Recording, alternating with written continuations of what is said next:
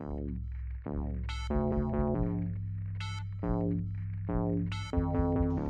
and thank you for tuning in to Cryptids, Creeps, and Conspiracy. The following content may involve explicit language and materials, so listener discretion is advised.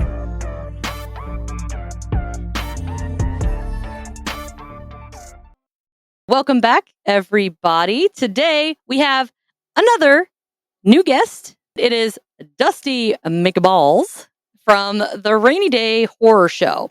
I'm going to give you a chance now, if you would like, to talk to everyone and just kind of let them know who you are, what you do, and any background stuff. So it is your time to shine. I am the host, producer, to make myself sound a little bit more fancy, of the Rainy Day Horror Show. And we talk everything that's horror related, from like true crime. What else? I do short-rated horror stories, horror movie breakdowns, paranormal. Used to do cryptids and alien stuff, but I kind of grew away from that. I do more urban legends than anything.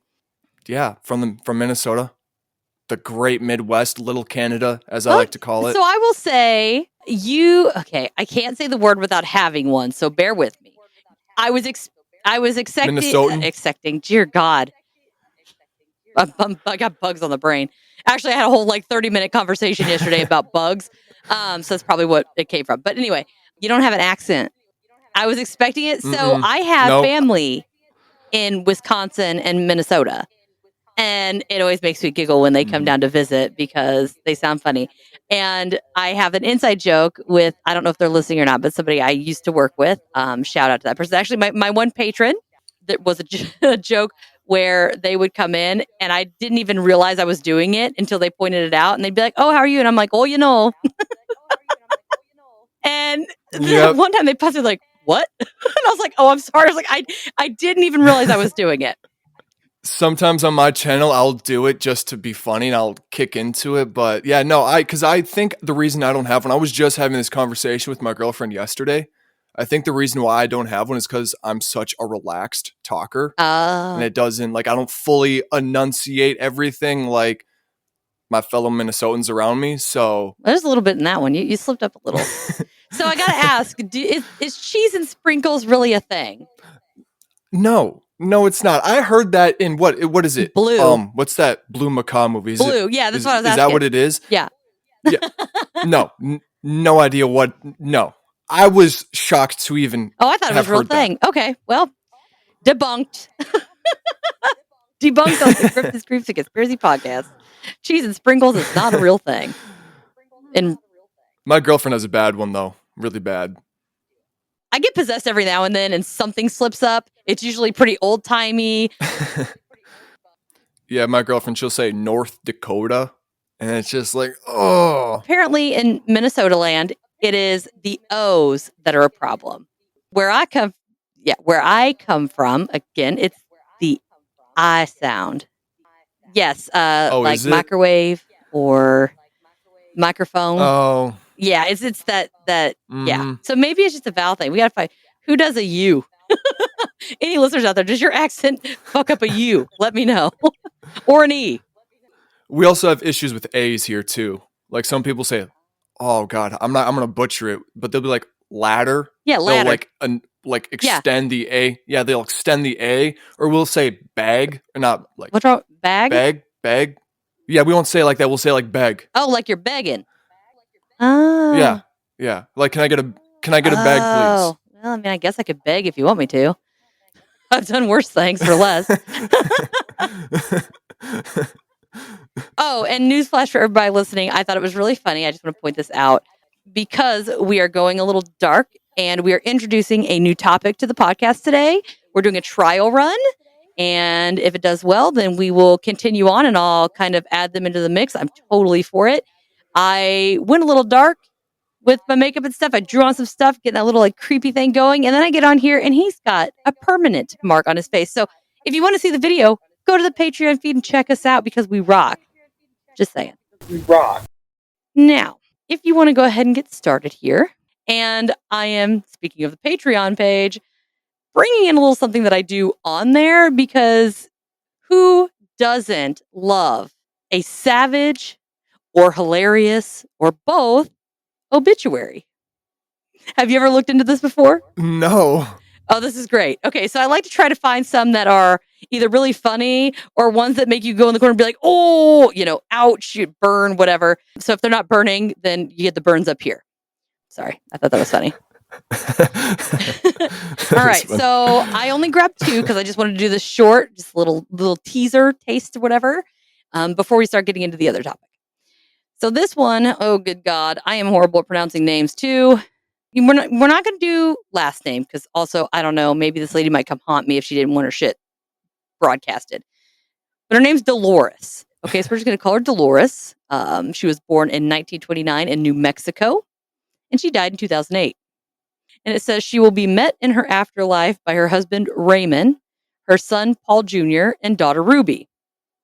However, that is rather unfortunate. I wonder if they're meeting her before or after. If your kids are there first. Trust me, been there. It's not a pleasant place to be. Yeah. Dolores had no hobbies, made no contribution to society, and rarely shared a kind word or deed in her life. I speak for the majority of her family when I say her presence will not be missed by many. Very few tears will be shed, and there will be no lamenting over her passing. No way. Her family... Oh, no, there's more. Her family will remember Dolores, and amongst ourselves, we will remember her in our own way, which were mostly sad and troubling times throughout the years. We may have some fond memories of her, and perhaps we will think of those in time too. But I truly believe at the end of the day, all of us will really miss what we never had. A good, kind mother, grandmother, and great-grandmother. I hope she is finally at peace with herself. As for the rest of us she left behind, I hope this is the beginning of a time of healing and learning to be a family again.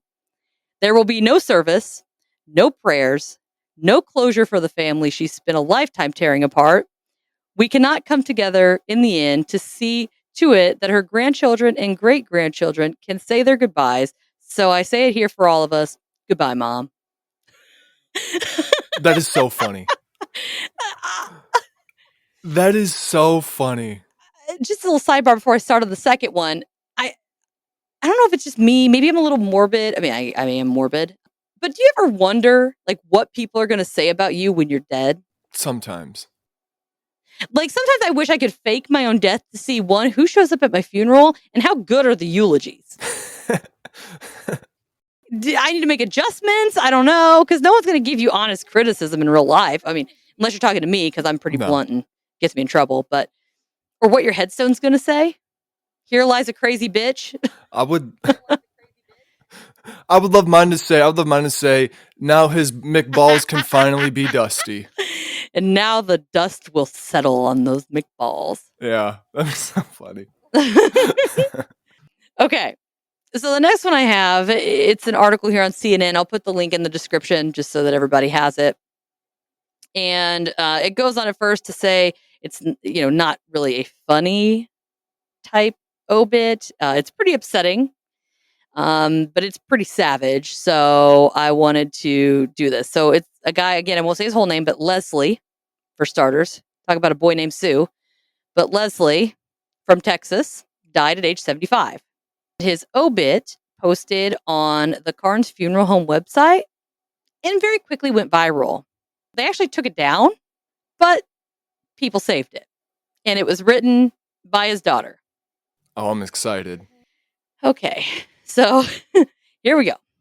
Leslie, quote unquote, Popeye, was born in Galveston on November 20th and passed away on January 30th of 2017, which was 29 years longer than expected and much longer than he deserved. That's the start. Oh, God. At a young age, Leslie quickly became a model example of bad parenting, combined with mental illness and a complete commitment to drinking, drugs, womanizing, and being generally offensive. Leslie enlisted to serve in the Navy, but not so much in a brave and patriotic way, but more as a part of a plea deal to escape sentencing on criminal charges. Talk about calling him out. Leslie's hobbies included being abusive to his family, expediting trips to heaven for his beloved family pets, and fishing.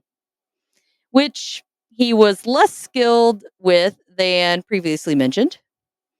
Leslie's life served no other obvious purposes.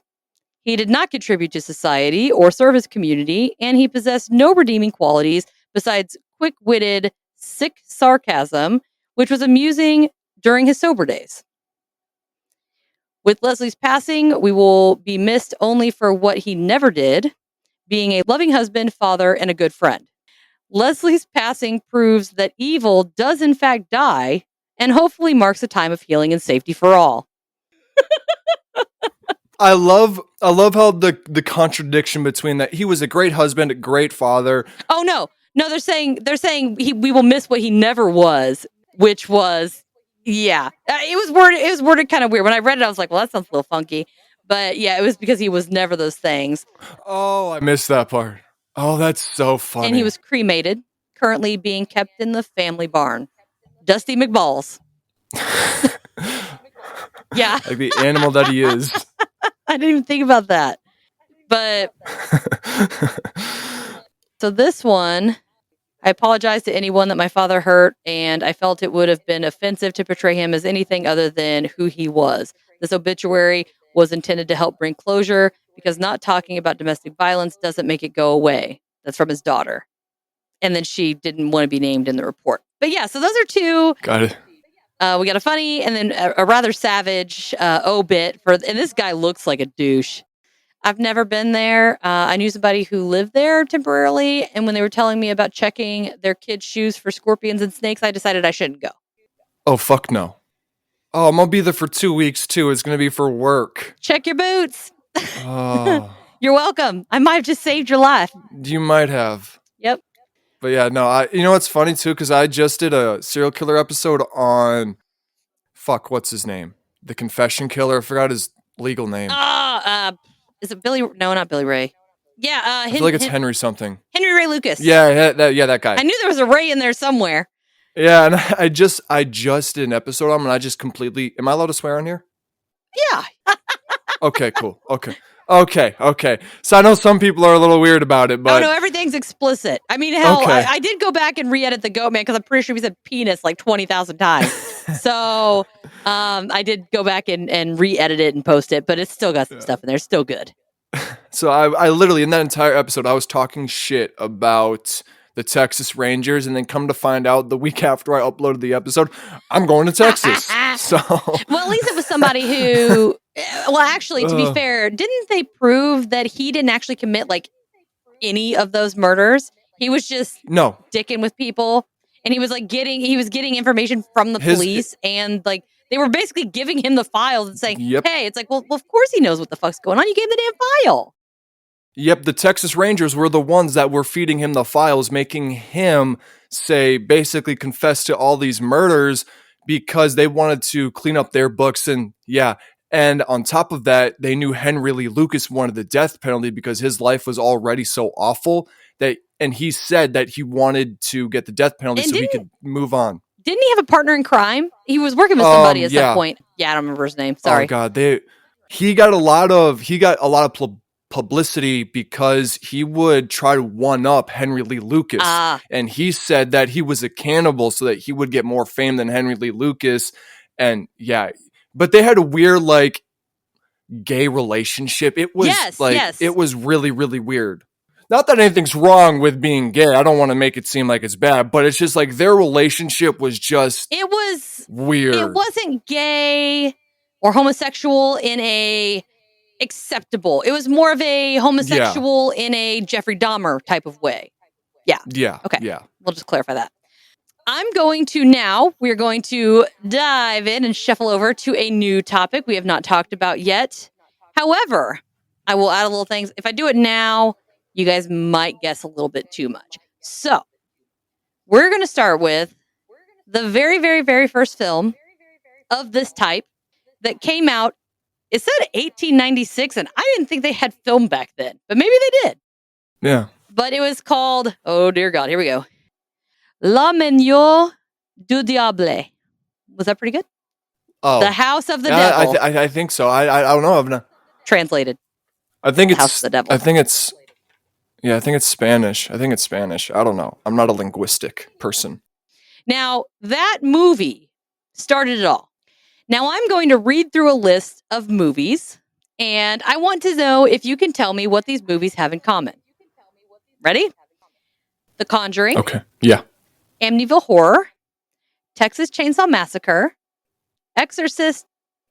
Scream. The Strangers. Annabelle. Hills Have Eyes. Nightmare on Elm Street. There's a bunch of those. The Birds.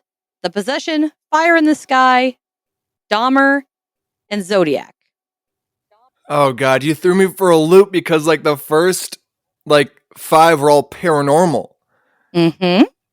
And then God. I'm trying to think. This is a tough one. Let me know when you want me to burst your bubble. Can you can you give me a hint without giving it away? I don't know if I can. Is it the director? No. It's inspirational. Oh God. Oh, they're all based off of real events. Yep. Yeah. Specifically, they are all labeled horror films based on true events. So I went a little true crime there, for the real events thing, but I really wanted to emphasize the fact that it was a horror film, which is what The House of the Devil was, the very first film labeled as the horror genre. Interesting. I have a confession to make. I don't know diddly about horror genres. However, a lot of my friends do, partially because I don't know if it's the empath in me or what, but if I watch something, I can feel all of it. And even without watching them, I have very, very, very vivid, like mortifying nightmares. I have been murdered in every way imaginable. And it's not like, oh, I had a dream and I woke up. No, it was, I could feel everything, smell, see, touch, everything. All of my senses were working. So I try to generally avoid these particular types of movies because I don't want to fuel the fire, so to speak. But I do want to talk about it because I know a lot of the listeners out there are interested in this kind of thing. And I mean, I'm interested in the movies themselves, what makes it what, and that kind of thing. So I guess the first question that I want to ask, since you obviously do horror stuff, hence the name, what classifies a movie as a horror film? That's tough because for me, horror can really be anything. People are scared of so much. There was a movie called Devil, and this one was about a group of people being locked in an elevator. And it wasn't going up or down. And one of the people in there was, I think, if I remember correctly, because this movie came out a while ago, I think one of the people in there was the devil, quote unquote. And it was, the lights would go out and then people would start dying, stuff like that. It's very, very cool. I actually have the movie poster under my bed right now. So you have a monster under your bed? The devil's under my bed, Mom. Yeah. But no, I'm one of those people that is very broad for me. Horror, that's why I love horror, is because it's very, very broad, and it is, I personally think, one of the most creative genres in film. So what would differentiate a horror film to a suspense? Is it the gore? Is it what is it that differentiates? I feel like those are pretty similar. I think the gore and the chase throughout the movie. What I mean by that is like let's take a paranormal movie for example. Okay. Like Imaginary. I don't know if you've seen Imaginary, but nope. It's basically when you get. I'm tripping over my own words here. Mission accomplished. It's like, actually, let's not Imaginary because I don't know Imaginary that well. But let's take The Conjuring. You go into a place, find out it's haunted, and then you have to track down why it's haunted, and then you like that whole chase scene. I think movies like that kind of differentiate from suspense. There's one I watched recently. Actually, I watched it, and to be fair, I screamed bloody murder like half the fucking movie. The house, there's a house, something about a hill. It had the girl with the crooked neck. Yeah, House on Hill something. House on Hill. I don't. Yeah, but know. you know what I'm saying. That movie scared the living shit out of me. That's good. That's a good TV show.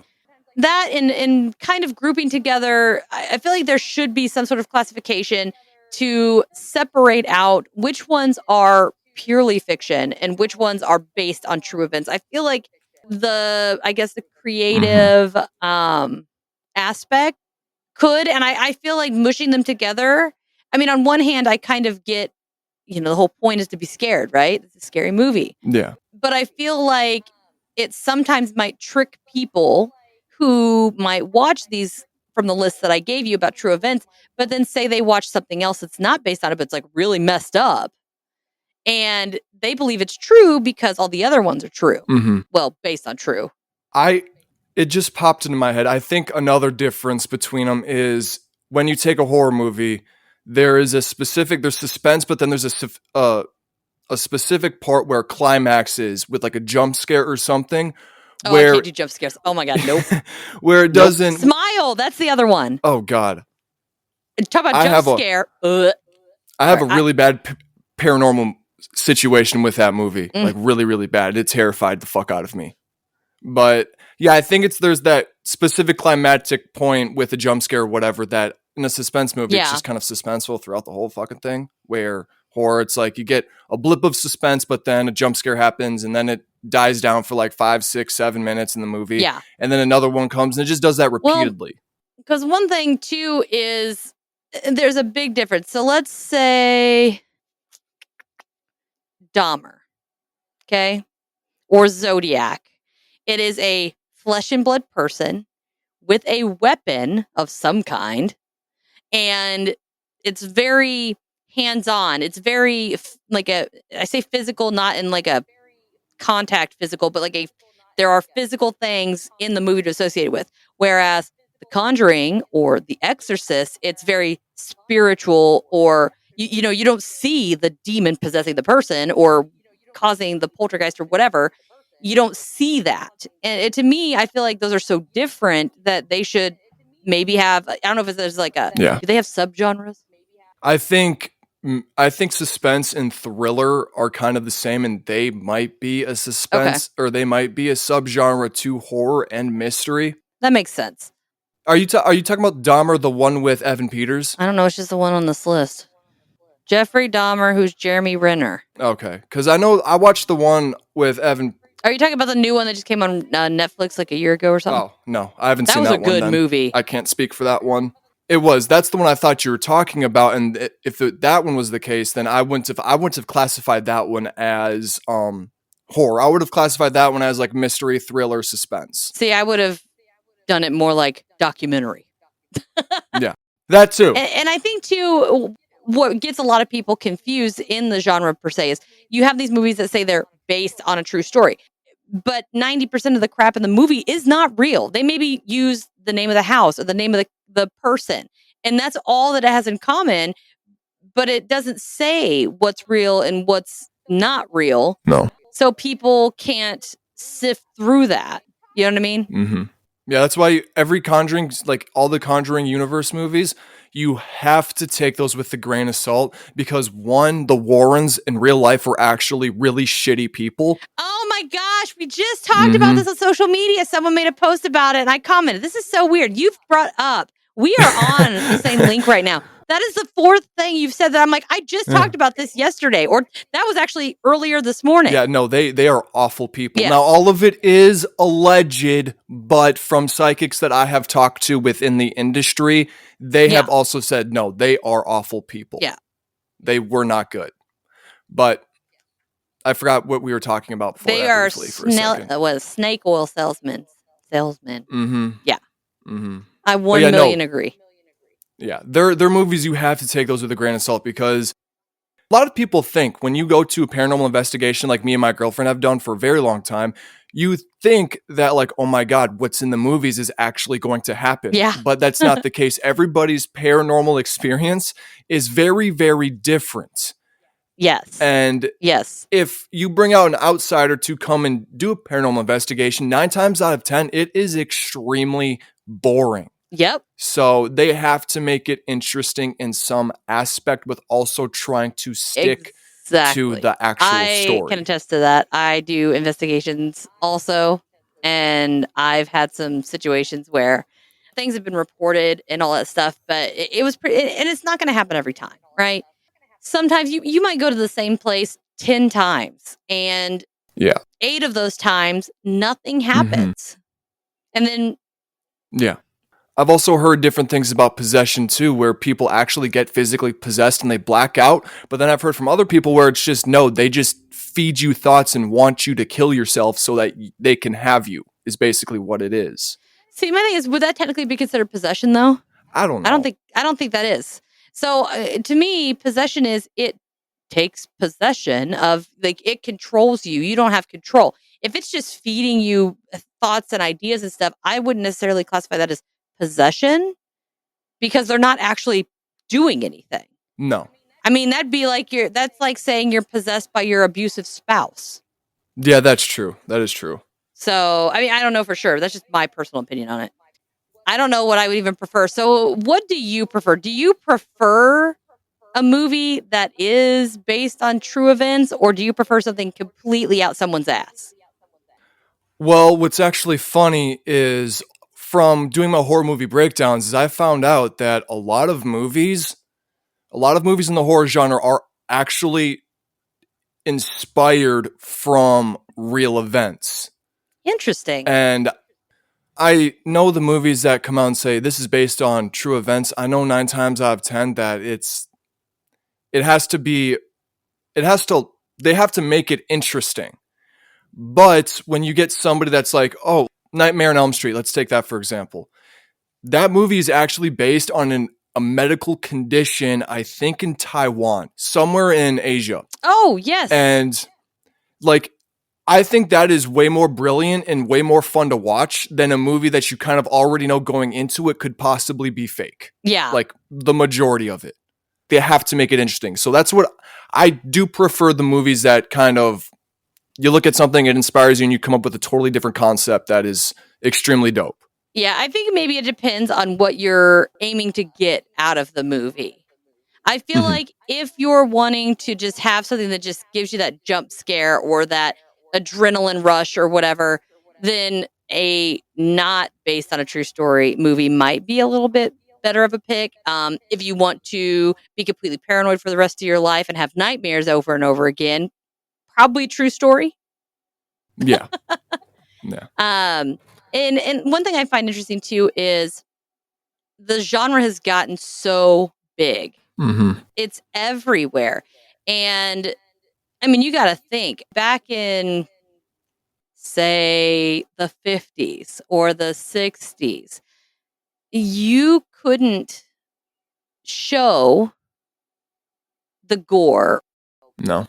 Not to mention, even when you did make it, you couldn't make anything that was super realistic, I guess you could say, because you just didn't have the capabilities or stuff like that. But nowadays, it is very hard to tell the difference between real and fake. Universal, they technically, in my opinion, other than Nosferatu, they technically kind of really jump-started horror movies within the US, because that's when Dracula came out, Frankenstein, The Bride of Frankenstein, The Creature from the Black Lagoon, all those guys came out 1920s, 30s, and 40s. And then they kind of jump-started it a little bit, just a tiny bit, but nobody was doing, like, back then, horror was just a monster. That's all it was. Yeah. But then when the 70s came around and the Warrens popped up on scene, serial killers started coming out of the woodwork, that's where I think it really gained traction, because people started to notice how many normal people loved watching the news and like loved learning about serial killers and stuff like that. Yeah. And it just progressively got bigger and bigger from there. Yeah, and I think too, with the older ones, like you said, with Dracula and Frankenstein's monster and all of that stuff. I think one, they were based on books, right? Mm-hmm. And I don't know how many people read books back then, but they were based on books. But it's something that was so outlandish in theory that even though you watched it because it was interesting, but you didn't believe that there was Frankenstein monster out there. You didn't the Blob or stuff like that. You knew that it wasn't. There might be some people that did believe that like this is possible with Dracula and stuff like that. But I think whenever they introduced, like you said, that serial killer aspect or real people, to me, I think that genuinely scared people more because you realized how far as a human race we could go. Oh, yeah. You hear murder shows and all this stuff. And it's like, oh, they stabbed him or whatever. You're like, what? To fathom that somebody, a real human being, is capable of doing something like that to another human being is just outrageous. Like Ed Gein, that dude was a freak. Oh, yeah. Mm-hmm. And yeah, he covered really weird all of the boxes. Yeah. I mean, everything. Murder and, dismemberment, cannibalism, chopping up the bodies and using them for other stuff. And if you were just to watch it, you wouldn't believe that was real. You'd be like, oh, somebody made this up. You would have no idea that he really did those things. And I think tapping into that small percentage of people that can do that really kind of gets you thinking and makes you a little nervous because you're like, you don't know. What if your neighbor, because John Wayne Gacy, what if your neighbor, what if the person who is out and about doing charity work, they could be a monster. Anyone could be a real flesh and blood monster.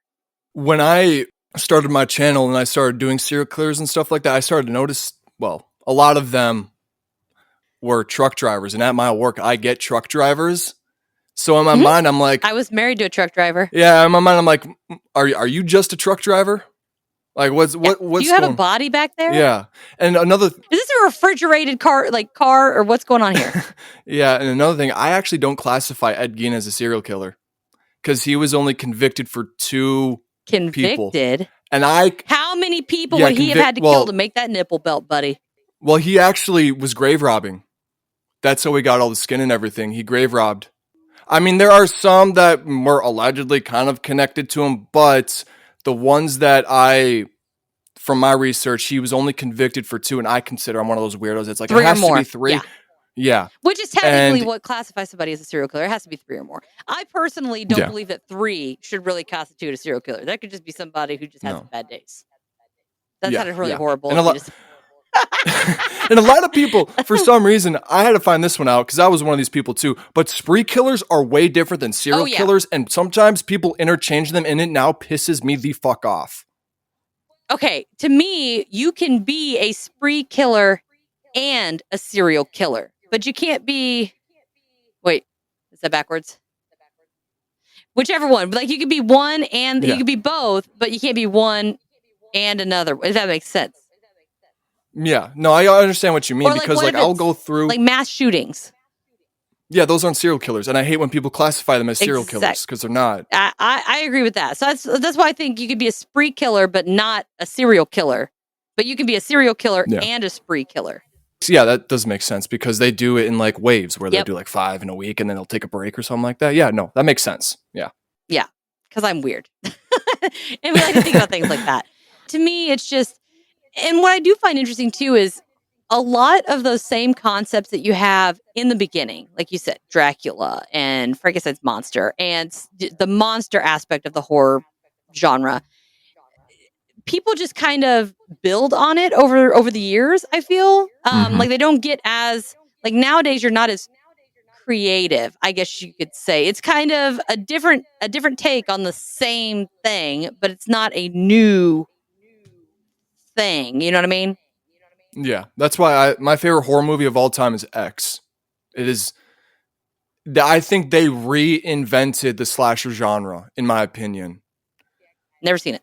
Probably won't watch it. Well, I'll give you a little rundown. It is about an old. These are actually the killers in this movie are actually based off of real serial killers. The Copelands from Missouri, Oh, yeah. I believe, is where they were at. But it's basically a movie about these 5 or 6 porn stars go to this farm in Texas, rent out one of the little houses on the property, Okay. and they start to shoot a porno without the old couple knowing about it. And so slowly throughout the movie, the old couple starts figuring it out, and then they start murdering the porn stars. But A24 made this movie, and they did it in such a different way. Like, they added comedy to it. Like, Kid Cudi is in this movie, and he opens the door one night, and you just see his massive fucking python just between his legs. Okay, maybe I should watch this movie. It is so funny, and I thought it was such a creative concept, and the way that A24 went with it, like, I think they reinvented the slasher genre, because slasher movies get so fucking boring. Yeah, actually, the story that you're talking about sounds familiar, but I know I've not seen it. So I know I haven't seen it, but the story, maybe I've seen it on one of my cop shows that I watch where they kind of like take stories and put them in. Mm-hmm. But yeah, no, it's such a good movie. It's such a good movie. But yeah, to me, like I said, I don't usually do horror. However, when I was at Paracon last month, I got my picture taken with Pinhead, and we actually had a long conversation. We talked for like 10 minutes. And then I don't know anybody's name, so I'm sorry for all you people that are like screaming at me. The really tall tattooed guy that does Michael Myers, the not funny one, the other one. Okay. I talked to him. We were eating lunch, and I just sat down and started talking to him. We had tattoo conversations, so I met him. And then there was the guy, what do they call him? Leatherface, right? From Texas Chainsaw Massacre. Mm-hmm. Yeah. So I met these people. To me, they're just people because I don't know the difference. It is what it is.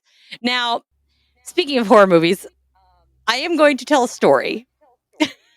It is very embarrassing, but I laugh every time I tell it because I'm an idiot.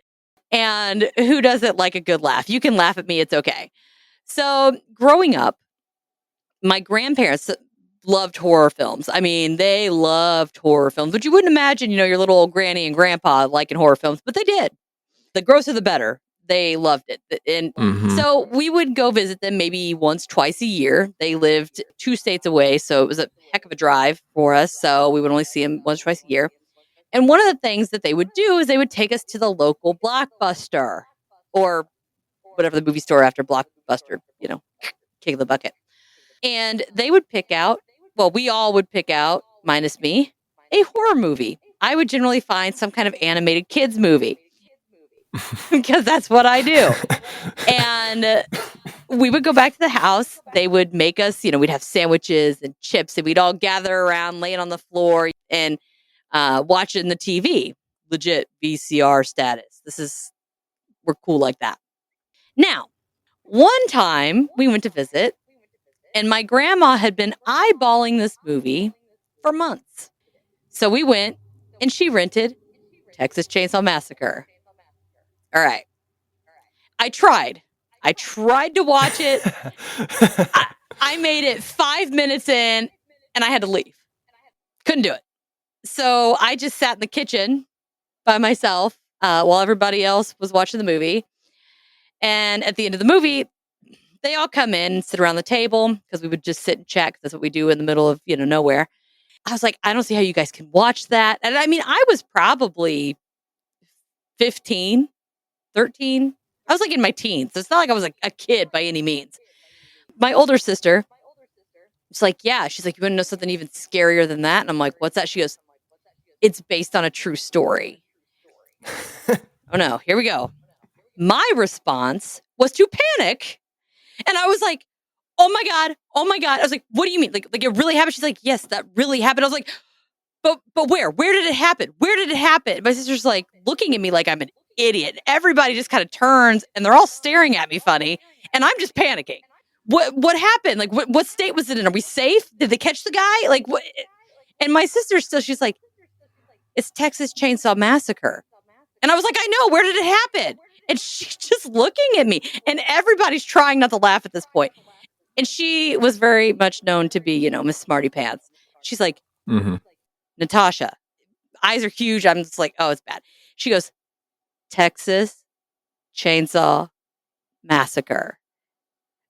Still didn't get it. I was like, I don't understand. I was like, just tell me. She was like, for the love, Texas. And then she like gave me one of those looks, She's like, Chainsaw Massacre. And I'm like, and then it clicked. And I was like, oh, okay. So Texas. She's like, I think we're fine. And I was like, oh my God. So I'm an idiot. They all got a kick out of it. And to this day, they don't let me live it down. It gets brought up a lot. That is so funny. That I couldn't figure out what state Texas Chainsaw Massacre happened in. So, blonde at heart here. Just something that, even growing up, my family would watch it. It was part of what we did. It was just something that they did. I still couldn't do it. I don't know what it was. I just have never been able to get behind it. Now, it's everywhere. So there's clothing, artwork, and songs, stuff like that. That's just huge. It's like a whole industry now on its own. And I do really find a lot of the art fascinating, even though I don't think I really understand it fully because I've not seen the movies that they're portraying. Yeah. But I do like a lot of that type of art and stuff like that. So you said that, what'd you call it? X was your favorite? Yeah. Okay. Yeah. Also, Nightmare Before Christmas is probably what got me into it. I have a tattoo on my back. That and Insidious, when I saw that when I was 10, it just came out. I don't even know what that is. James Wan made it, who is also the producer of the Saw movies and the Conjuring movies. Nope. Yeah. He's the one that made it. And that one terrified me. I don't know why, but out of all of the horror movies, doesn't matter what's out at the time or anything like that, or what the rating is, Insidious always has scared me more than any other horror movie. Even to like when the Red Door just came out, like last year or something like that. That movie, I'm 24, 23 at the time, but 24 now. That movie terrified me. For some reason, like the jump scares would get me. And I watch horror movies like religiously, like every single day. Yeah, I can't do jump scares. I think that's my thing. I don't go to fake haunted houses. People think that I'm very weird because I'm like, I will go investigate overnight at an abandoned asylum that is haunted and there's demons and shadow people and ghosts. I'm okay with that. But I refuse, for the most part, to do any investigations around Halloween because I do not do fake haunted houses. Yeah. Yeah. The last time I went to one, I think I was 13. My friend wanted me to go, so I went with her. And this guy jumped out and scared me, and I punched him in the nose. He proceeded to gush blood everywhere, and I got escorted out. That's how my girlfriend is. She hates clowns, and last year we went to Screamtown that's in Chaska. And the first haunted house that is literally in that area, they decided to do a clown asylum. And she hates clowns. And it was so funny because she did not leave my side. She closed her eyes, huddled around me, and was just like, it was so fucking funny. Clowns don't bother me. Monsters don't bother me. A lot of stuff doesn't bother me. I cannot handle anyone in a mask or mannequins. Oh, yeah. Mannequins are terrifying. And I don't know what it is about a mannequin. I can't do wax figurines. I think it's just something that looks like a person that's not. And again, I don't know if it has something to do with that empath thing. So I can feel stuff, right? And I think it's just I don't like doing funerals because there's a body. I'm looking. There is a body right there. It is human. It's nothing. There's nothing. To me, I think it's just really, it's a weird sensation because you walk around and you feel everything all day, every day. But to see this shell of a person that there's nothing there, it's very weird. Yeah. It's very, very, very awkward. And I think maybe that's maybe the mannequins and the mask. Maybe I don't like them because, mannequins don't usually have faces, right? Yeah. So they're human shape, but there's no discernible features. So it's almost like alien to me or something. I don't know. It's a very weird.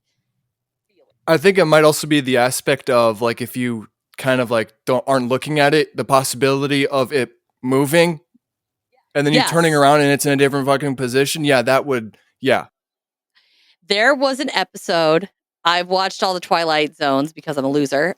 There was a Twilight Zone with mannequins where one mannequin was it turned human. It was allowed to live for like a year and then it had to come back and it turned back into a mannequin and then it was somebody else's turn. Oh, that's. I had nightmares for 3 days after I watched it. I couldn't do it. I don't know what it was. And sometimes too, I think it's because even though I feel things, I am very, very, very observant. So I always I gauge a lot of what to do with your body movement, your facial expressions, like how your eyes look. Or that's like, if you're in a crowd and you're looking for help or something, I'm like, I can tell you exactly who to go talk to because just how they're standing and what they look like and all of that. I'm like, they're not a threat. They're fine. When it's something like a mannequin or somebody in a mask, you can't make those determinations because there's nothing there to filter. There's nothing there to analyze. It's just like dead. Yeah. They are creepy. All right. If you were to make your own horror film, which creature would you want to make a movie about? Oh, God. I have good questions today. You do. I just made that one up too. Yeah, I've never been asked stuff like this before. That's crazy because I love Minnesota and I'm writing a script right now, but it's for a different movie. But I would love to do a movie about a Wendigo, and that is strictly because nobody ever does it right. It's not a person with like antlers and like a deer head. It's not what it is. From my research and from what I kind of understand from it, it's more of a cannibalistic person that is just like kind of like a white ashy gray. The last 2 episodes that have been released were about the Wendigo that I got into with Kevin. So from Where the Weird Ones Are, I'll go ahead and shout him. Check him out. He's awesome. But me, Wendigo, I feel... So I'm not going to get too far into it because, again, 2 episodes, which this is going to be released in like a month. So go back because it's last month. But I do have 2 episodes with Wendigos. I feel that they are not human. Really? They were human. Yeah. But for starters, think about it. For someone to be able... for something to be able to survive on the brink of death and starvation in that type of climate for that long, you could not be human. No. And you would die. And isn't like the Wendigo like a spirit and it inhabits a person? That's one theory, yes. There's multiple things. One of them is you were a person, you partake in cannibalism, and then you crave it, and over time, you kind of basically die inside, and the Wendigo is a creature that basically is the remnants of what's left of you, and then it grows, and as you eat, it grows and gets bigger. Hence, my theory on the antler aspect is I found a lot of information that as like it would eat a person, and every time it eats a person, it grows. So my thing was, is cool. Then you have like this big human, right? But when you eat all the people, and then you have to start eating animals. If you grow as you eat what you're eating, what if you do then eat moose or elk? Mm-hmm. Then you're still growing, and you're going to grow those attributes as you're eating that animal and morph some attributes until you can get more human. I never thought of it like that. That is actually really, really interesting. I come up with all kinds of weird stuff. I am a very unique brain. That pretty much sums everything up. In the description, you guys will find all of any sources or anything that I referenced during the episode will be down there. My link will be in there. His links will be in there. Social medias. Please, please, please go check him out. Show him some love. Thank you for listening to this episode of Cryptids, Creeps, and Conspiracy. If you wouldn't mind, please take a moment and rate and review the show wherever you're listening. I know it might not seem like much, but it greatly helps the show by allowing us to be found more easily when other listeners search for us. If you have a chance, head on over to www.patreon.com/Cryptids, Creeps, and Conspiracy and become a patron. Members of the Big Show tier get bonus materials, personalized shout-outs, access to the private Discord server, and video versions of episodes, both regular and members only, that are raw and unedited. So they're always a good time. As an added thank you to the Big Show patrons, we also are going to be giving out custom stickers and mini prints after 3 months of membership. I'm currently offering a 7-day free trial, so head on over and see how awesome being a member can be. Before you go, click the link in the description and grab yourself or someone you know some of the self-designed merch, or make a donation to help keep the show going and fund future events and investigations. T-shirts, hoodies, stickers, and magnets can be found on the TeePublic site, and they have sales at least once a month. I believe it is 30 or 35% off. I'm sorry, I don't remember exactly how much, but keep checking back and get them when they're discounts. They have $16 tees, and it's great. For handmade crochet items such as Nessie, Mothman, aliens, Fresno nightcrawlers, and the little ghosts, or a big ghost, as well as pants, swimwear, the best tumblers I have found yet as far as merch is concerned, dresses, office supplies, and more, visit the Square merch store.